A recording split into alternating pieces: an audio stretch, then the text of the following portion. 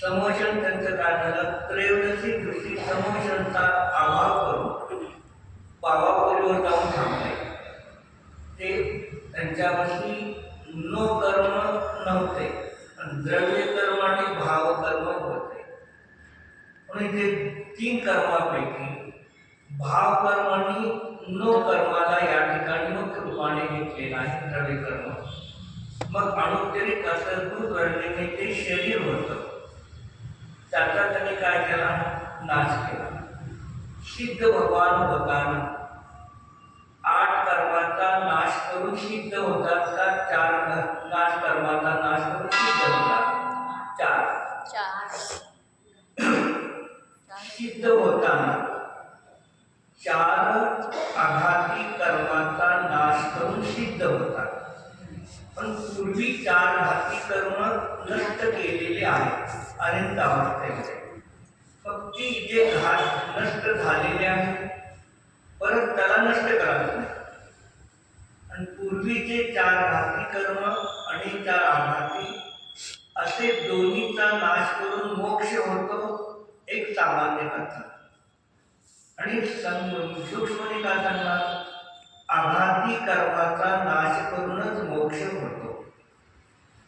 मग त्या आघातीमध्ये सुद्धा मुख्य रूपाने आयु कर्माचा अभाव ऐकला, आयु कर्माचा अभावाने मोक्ष होतो.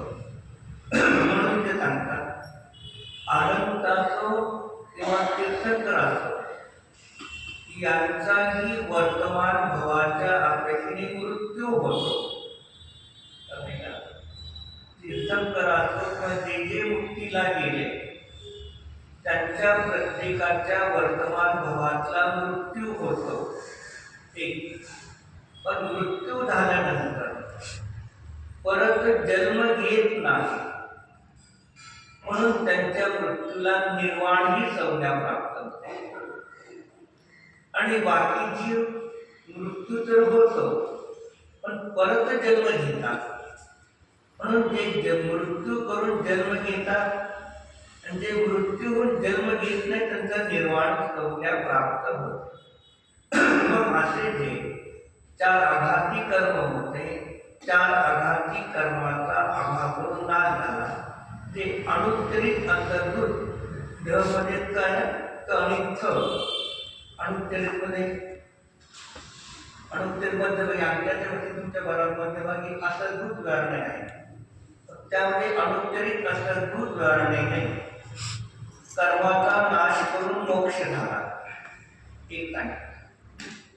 आणि रागातील संकल्पना भाव कर्म ते जाते, त्या भाव कर्माचा पण नाश झाला, अशुद्ध निश्चय नाही. मग कोणते भाव कर्म जोट्ट आहे, रागादी परिणाम. तर अनेकांमध्ये तर रागादी परिणाम नसतातच, अनेकांमध्ये रागादी परिणाम नसतात. तरी सुद्धा त्यांच्यावरती औदिक भाव आहे. 13व्या स्थानामध्ये औदिक भाव आहे. तसं पहिल्या स्थानापासून 13व्या स्थानापर्यंत औदिक भाव असतात. 21 भेद औदिक भावाचे आहे. त्याच्यामध्ये यथाशक्ती त्या ठिकाणी लावून घ्या. मग औदिक भाव जे असतात उमा